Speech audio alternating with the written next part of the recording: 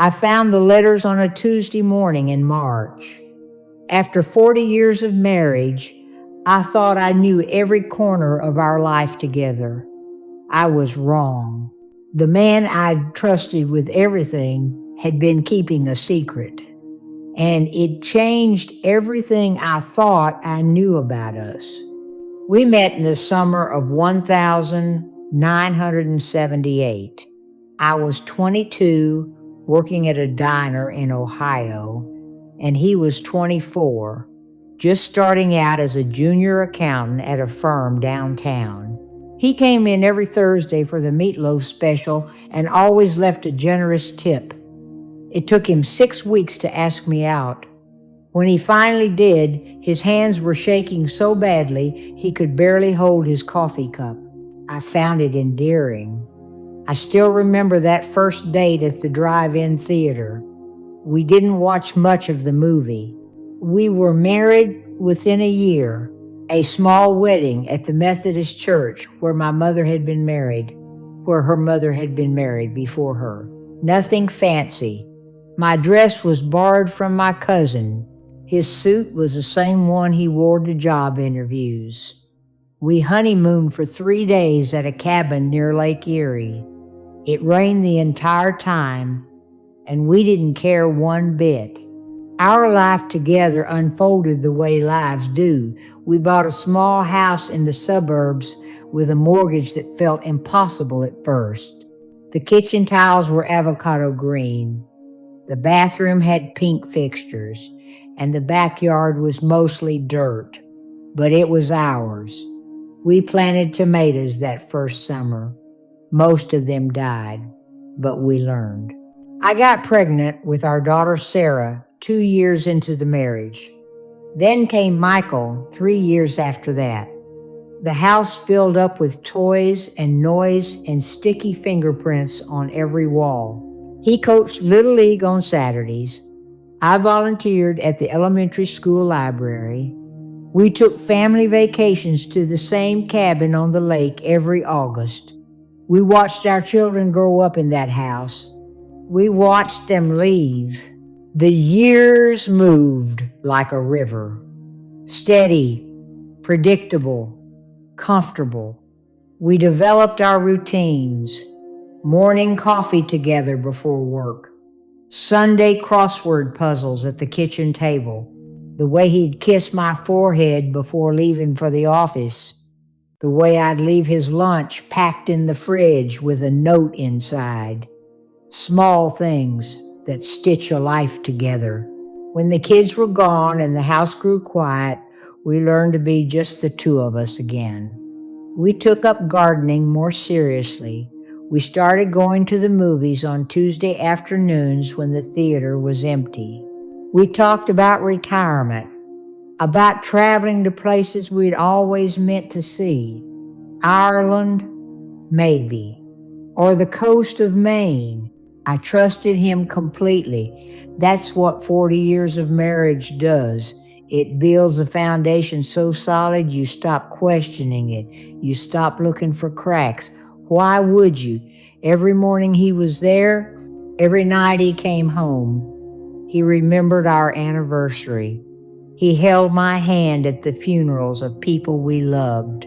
He cried when our granddaughter was born. There were no signs. Or maybe there were, and I'd trained myself not to see them. The late nights at work, the business trips that seemed to multiply, the new cologne he started wearing 2 years ago, the way he'd angle his phone away when checking messages. Small things, things that could mean anything or nothing. That Tuesday in March, I was looking for his spare reading glasses. He was always misplacing them. I checked his nightstand drawer, the one he always kept locked. It wasn't locked that morning. Maybe he'd forgotten. Maybe it was meant to happen this way. Inside were letters, not emails printed out, real letters, written by hand on pale blue stationery, dozens of them, tied with string. The handwriting was elegant, feminine, The ink was dark blue. The first one was dated 7 years ago. I didn't read them all at once. I couldn't. My hands started shaking. My chest felt tight. I sat on the edge of our bed, the bed we'd shared for 40 years, and I could barely breathe. The first letter started with my love.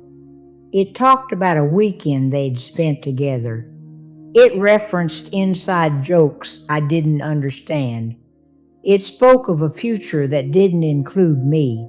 It was signed with a name I'd never heard, Jennifer. I sat there for a long time. The morning light came through the bedroom window the way it always did. The same light that had come through that window for decades.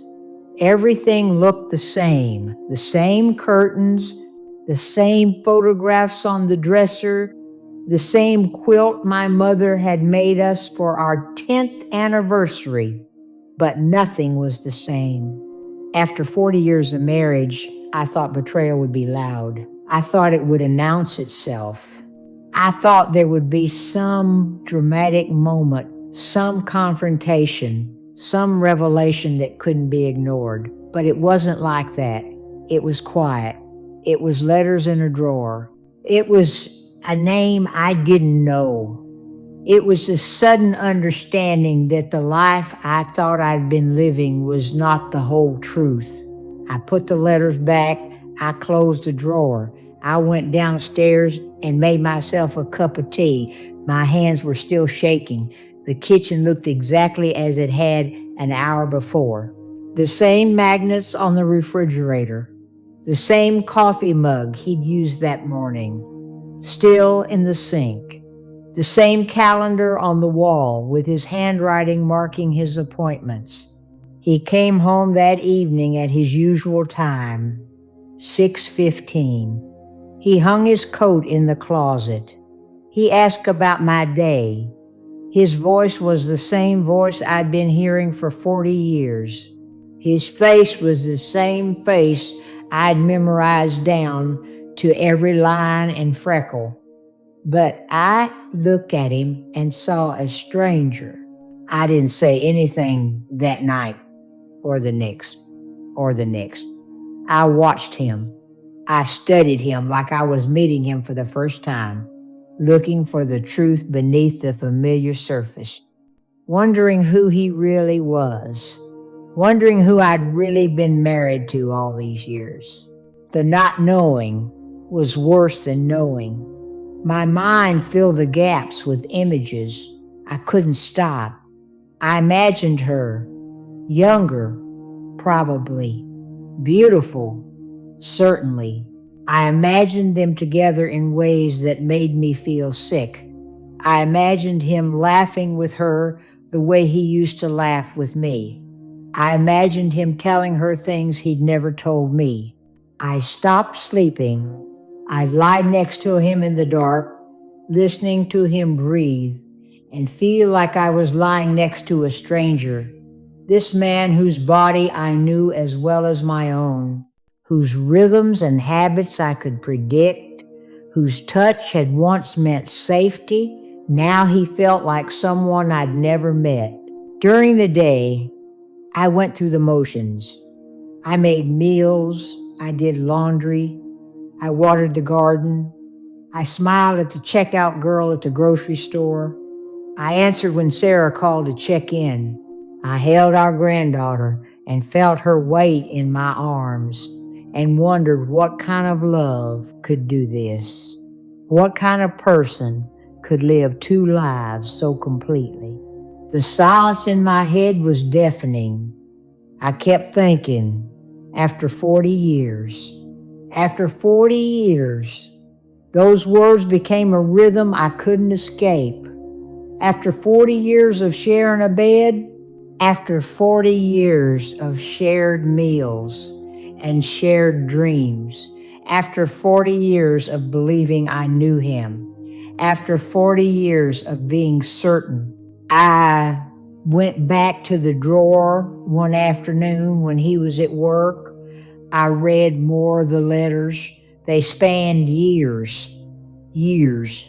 While I was planting roses and planning anniversary dinners and choosing paint colors for the grandkids' room, he was living another life. While I was being faithful and present and fully his, he was being someone else's too. The letters spoke of love, real love, or what looked like it. They weren't casual. They weren't meaningless. This wasn't some one-time mistake he'd made in a moment of weakness. This was years of intention, years of choice, years of him waking up every morning and deciding to continue the lie. What killed me wasn't just the betrayal. It was the loss of the past. Every memory I had was now suspect. Every moment we'd shared now had a question mark beside it. Was he thinking of her when we renewed our vows on our 25th anniversary? Was he comparing us? Was any of it real? I thought about confronting him 1,000 times. I played out the conversation in my head, the questions I'd ask, the answers he might give, the tears, the justifications, the apologies. That wouldn't be enough. I imagined his face when I told him I knew. I imagined the relief he might feel at not having to hide anymore, or the panic, or the denial. But I didn't say anything. Days turned into weeks. The secret sat between us like a third person at the dinner table. He didn't notice, or maybe he did and was relieved I wasn't asking questions. We talked about ordinary things, the weather, the news, what to have for dinner, all of it hollow. I started noticing things I'd stopped noticing years ago.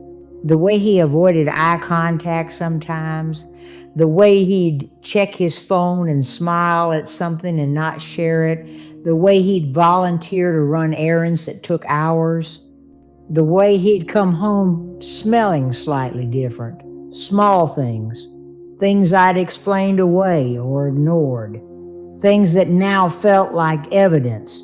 I lost weight. People at church said I looked good, asked if I was doing something different. I smiled and said no, just trying to take better care of myself. The truth was I couldn't eat. Food tasted like nothing. My stomach was always in knots. I was grieving a marriage that was still happening, grieving a man who was still alive and still coming home every night. The hardest part was the loneliness. I couldn't tell anyone. Not Sarah. She adored her father. How could I shatter that? Not Michael. He had his own family to worry about. Not my sister. She'd always thought I could do better than him anyway. Not my friends from book club. We talked about books and grandchildren and recipes. Not this, never this. So I carried it alone. This knowledge that changed everything. This secret that was eating me from the inside.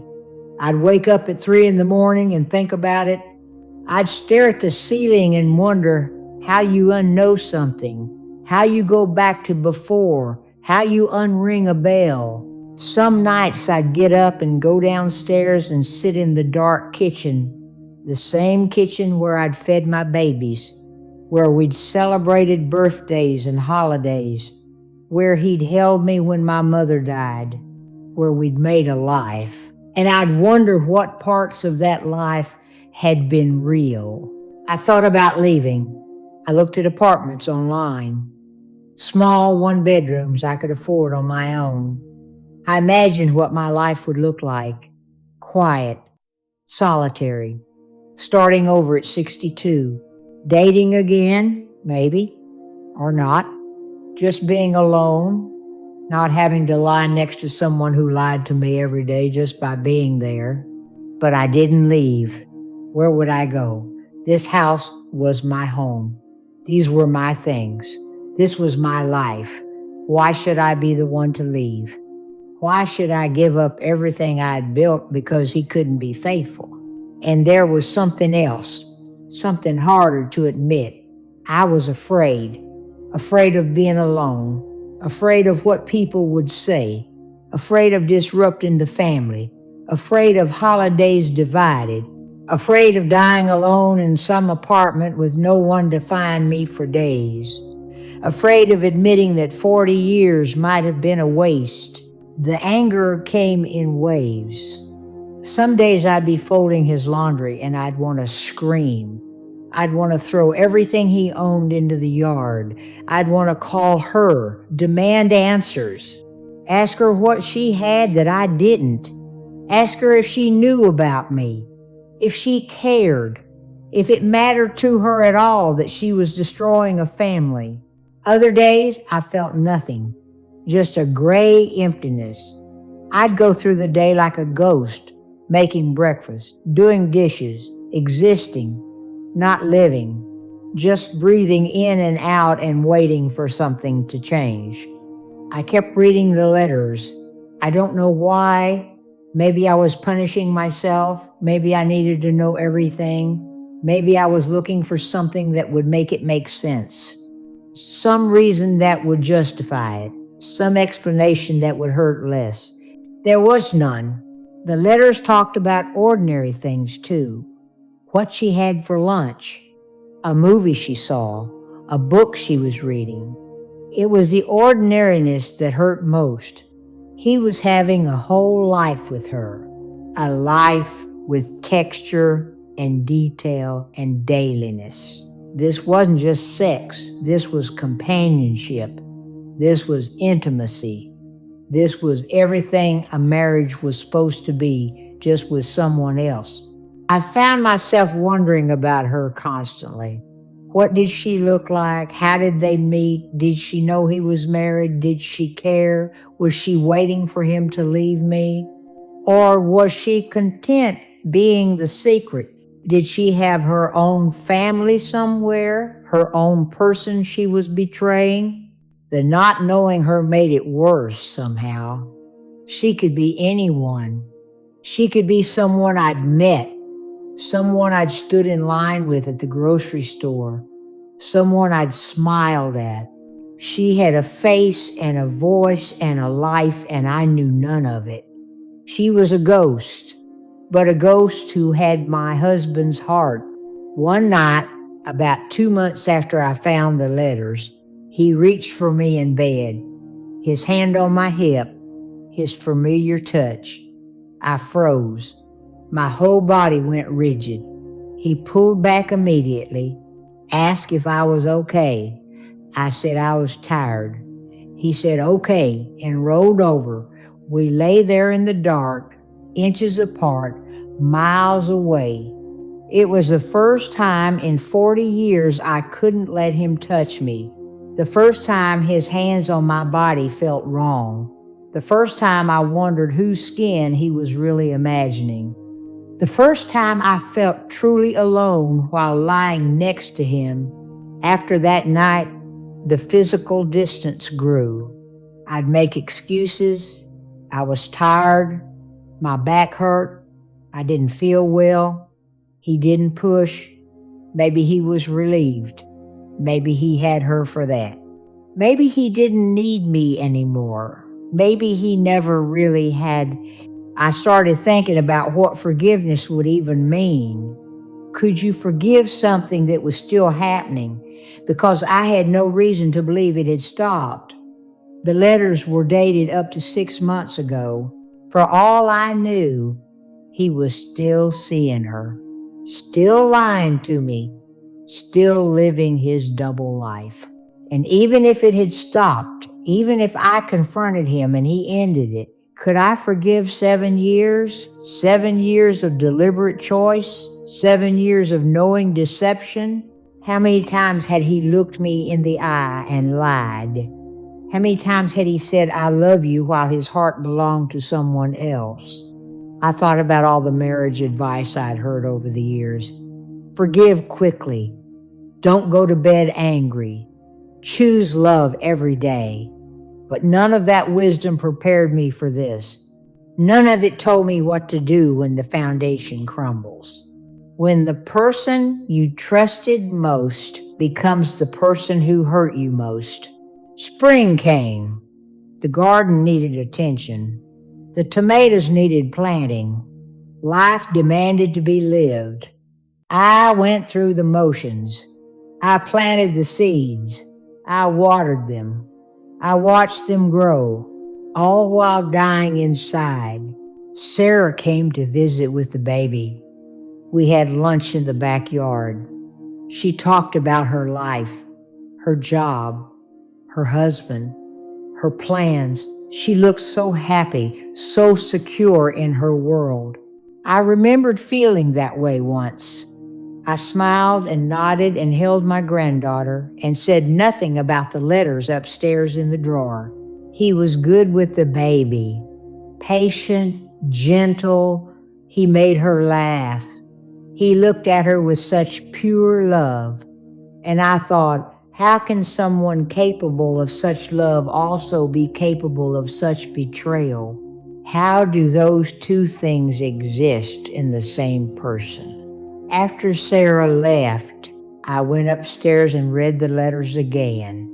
I was looking for something, some answer, some key that would unlock this.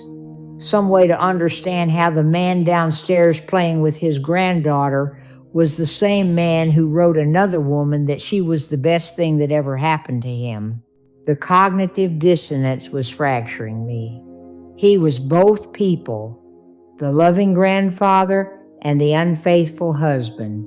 The man who remembered I liked my coffee with 2 sugars and the man who forgot he'd promised to forsake all others. Both real. Both true, both impossible to reconcile. I went to church and sat in our usual pew. We'd sat in that same spot for 30 years.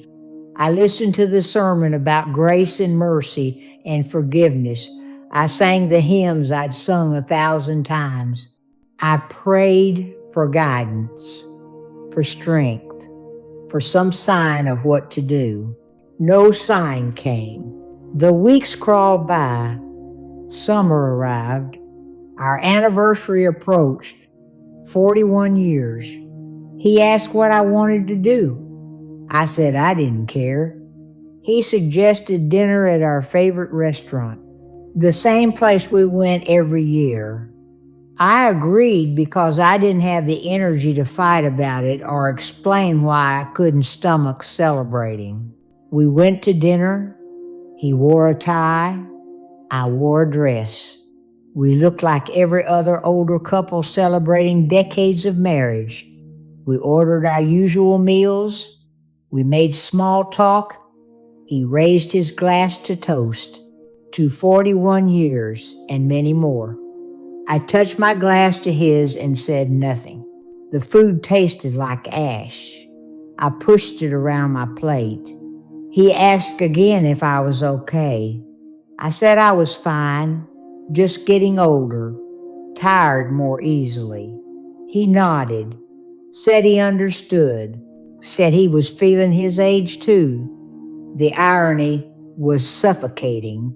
On the drive home, he held my hand across the center console.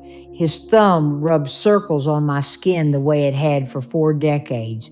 It was such a familiar gesture, such a tender one, and it made me want to scream. How dare he touch me like he loved me? How dare he pretend this was real? That night, I couldn't sleep again. I got up and went to the bathroom and looked at myself in the mirror. Really looked. The woman staring back was old. When had that happened? The lines around my eyes, the gray in my hair, the looseness under my chin. I was 62 years old, past my prime, past my beauty, past my chance to start over. And I wondered if that was part of it, if he'd found someone younger, someone who didn't remind him of his own mortality, someone who still had smooth skin and bright eyes and time ahead instead of behind, someone who wasn't the mother of his children and the keeper of his history, someone new. The jealousy was acid. It burned. I hated feeling it, hated what it said about me, that even knowing what I knew, part of me still wanted him, still wanted to be chosen, still wanted to be enough. I went back to bed and lay there until dawn, watching the sky change color through the window, listening to him breathe, thinking about all the dawns we'd seen together, all the mornings that stretched behind us, and all the mornings that still stretched ahead, and wondering if I could survive them all carrying this weight. Somewhere in those long, dark hours, something shifted. Not forgiveness, not exactly, but something softer than the rage, a kind of exhausted acceptance. This was my life. This was my marriage. This was my choice to make. I could leave, blow it all up, tell the kids, divide the assets, start over alone, die eventually in some sterile apartment with no one who remembered me young. Or I could stay, live with the knowledge, carry the secret he didn't know I carried, build some kind of life in the ruins, for better or worse, in sickness and health, till death do us part. There was no good choice. Both would hurt. Both would cost me something. The question was which price I was willing to pay. I thought about my granddaughter, about holidays together, about being there when she learned to walk and talk and read, about Sunday dinners and birthday parties and all the ordinary moments that make a family. If I left, I'd lose some of that. Not all, but some. Divorce fractures things in ways that can't be predicted. I thought about this house, the garden I'd spent decades nurturing, the room where I'd rocked my babies, the kitchen where I'd made 10,000 meals, the porch where we'd watch sunsets, the weight of memory in every corner. Could I walk away from all of it? I thought about him, stripped of the betrayal, just the man. 40 years of shared life, 40 years of in-jokes and shorthand and knowing each other's rhythms. The way he brought me coffee in bed on Saturday mornings, the way he still opened doors for me, the way he'd hold me when I cried. Were all those things lies, or were they true alongside the other truth? Maybe people weren't simple. Maybe love wasn't simple. Maybe after 40 years, nothing was simple anymore. I didn't forgive him that night. Forgiveness felt too big, too generous, too soon. But I made a decision. I would stay. Not for him, for me, for the life I'd built, for the peace I might someday find, for the alternative being worse than the known pain. It wasn't noble. It wasn't martyrdom. It was survival. It was pragmatism. It was fear and hope and exhaustion, all mixed together into something I could live with. I started seeing a therapist. I told her everything. It was the first time I'd spoken it aloud, the first time someone else knew. She didn't tell me what to do. She just listened. And slowly, week by week, the weight got slightly lighter. She asked me what I wanted. I said I didn't know. I said I wanted it to not have happened. I said I wanted to go back to before. She said we can't go back. She said we can only go forward. She asked what forward looked like. I didn't know that either, but I started trying to build it. Small things. I took up painting, something I'd always wanted to do but never had time for when the kids were young. I wasn't good at it, but it was mine. It had nothing to do with him or our marriage or any of it. It was just for me. I started walking every morning. Long walks through the neighborhood, looking at other houses, other lives, wondering what secrets they all held, wondering if anyone's life was actually what it seemed from the outside. Probably not. I joined a book club, made new friends, women my age with their own complicated lives, their own disappointments and compromises. We didn't talk about the deep things, not really, but there was comfort in companionship. In not being alone, he noticed the changes, asked if I was happy. I said I was working on it. He seemed satisfied with that answer, relieved maybe that I wasn't looking to him to make me happy anymore. Maybe that pressure had been part of the problem all along. Months passed, then a year. The letters stayed in the drawer. I didn't read them anymore. I didn't need to. I'd memorized the pain. Going back to it wouldn't change anything. I never confronted him.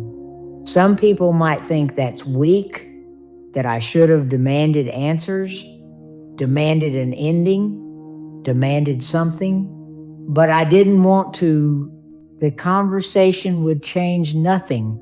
It would only force him to lie more or admit truths I didn't want to hear out loud. Besides, I had my own secret now. I knew something he didn't know I knew. There was power in that. Strange, small power, but power nonetheless. Our marriage changed, shifted. We were more like roommates than lovers, companionable but distant, polite, careful. The passion was gone. Maybe it had been gone long before I found the letters. Maybe that was part of why I stopped waiting for him to come home. I stopped watching the clock. I stopped noticing when he was late or when he smelled like someone else. I built a life inside our life, a space that was just mine, a self that didn't depend on him. Was it forgiveness? I don't know. I stopped hating him. I stopped waking up angry. I stopped playing the what ifs in my head. The pain became familiar, manageable, a chronic ache instead of an acute wound. I learned to hold two truths at once. He betrayed me, and he's also the father of my children and the man I've spent most of my life with. Both things can be true. Both things are true. Some days are harder than others. When he's tender, when he does something thoughtful, when I catch glimpses of the man I fell in love with. Those days I feel the loss most acutely. Not loss of him, loss of what I thought we had, loss of the innocence of believing. Other days I'm grateful. Grateful I didn't blow everything up. Grateful for the grandchildren and the garden and the familiar comfort of knowing someone for so long. Grateful I chose myself over the drama of confrontation. Grateful for the peace I've found in acceptance. I don't tell people to stay. I don't tell people to leave. Every betrayal is different. Every marriage is different. Every person's capacity for pain and forgiveness is different. There's no right answer. There's only what you can live with. I can live with this most days. I've built a life that sustains me. I've found meaning outside our marriage. I've learned that love isn't always enough, that trust once broken can't fully be repaired, that some things you just endure. The letters are still in his drawer. I haven't checked in over a year if they're new ones. I don't want to know. Knowing serves no purpose. I've made my peace with what I already know. The rest is his burden to carry, whether he knows I know or not. We're getting older, both of us. Our bodies are slowing down. Our world is getting smaller. We go to more funerals than weddings now. We talk about end-of-life things, wills, burial plots. what we want when the time comes. It's strange to plan a future with someone who broke the past, but here we are, still in the same house, still sleeping in the same bed, still sitting across from each other at breakfast, still bound by history and habit and the sheer momentum of 4 decades together. I don't hate him. I don't love him the way I once did. I feel something softer now, something sadder, something that acknowledges we're both flawed people who tried and failed in different ways. Something that makes space for disappointment without letting it consume everything. Maybe that's what 41 years of marriage teaches you, that people are complicated, that love is complicated, that staying isn't always strength and leaving isn't always courage. Sometimes staying is just the choice you make because it's the one you can live with. I think about the woman I was before I found those letters. Naive, maybe, or innocent, or just comfortable in her ignorance. I can't be her anymore. That version of me died in the bedroom that Tuesday morning. But someone else was born. Someone harder, someone sadder, but someone who survived. I don't regret staying. I don't regret the silence. I needed to process it my own way, on my own terms, without his explanations or justifications coloring everything. The secret I kept gave me space to heal without his interference, to decide who I wanted to be on the other side of betrayal. If I could go back and not find the letters, would I? I've asked myself that 1,000 times. The answer changes depending on the day. Some days, yes, ignorance was easier. Some days, no. At least now I know the truth. At least now my eyes are open. But I can't go back. None of us can. We can only move forward with what we know, with who we've become, with the choices we've made and have to keep making every single day. So I get up every morning, I make coffee, I tend my garden, I paint, I see my grandchildren, I read my books, I take my walks, I live my life. A life that includes him, but doesn't revolve around him. A life that's mine. And some nights, when I'm lying in the dark and he's sleeping beside me, I think about those letters, about Jennifer, about the life he lived that I wasn't part of, and I feel the ache of it. But the ache doesn't destroy me anymore. It's just there, part of the landscape of my life, something I've learned to carry. Forgiveness isn't a moment. It's not a decision you make once and it's done. It's a choice you make over and over. Some days I choose it, some days I don't. Some days I wake up angry all over again. Some days I wake up grateful for what I still have. I tell myself the story differently now.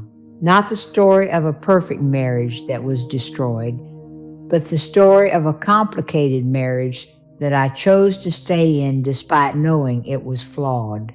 A story where I'm not a victim, where I have agency, where I made a choice for my own reasons. Maybe it's a lie I tell myself to make it bearable. Maybe it's the truth. Maybe those are the same thing after enough time passes. All I know is I'm still here, still standing, still building a life worth living. Not the life I thought I'd have, not the marriage I thought I had, but a life nonetheless, mine, on my terms, broken and mended and good enough. After 40 years of marriage, I discovered his secret. And in discovering it, I discovered something else. My own strength, my own capacity to survive pain, my own ability to choose what I can live with. It's not the ending I would have written, but it's the one I'm living. And some days that's enough. If you've been through something like this, if you've had to make impossible choices, if you've had to rebuild your life while staying in the same place, I want you to know you're not alone. None of us are. We're all carrying secrets and scars and stories we don't tell. What did you choose? And how did you learn to live with it?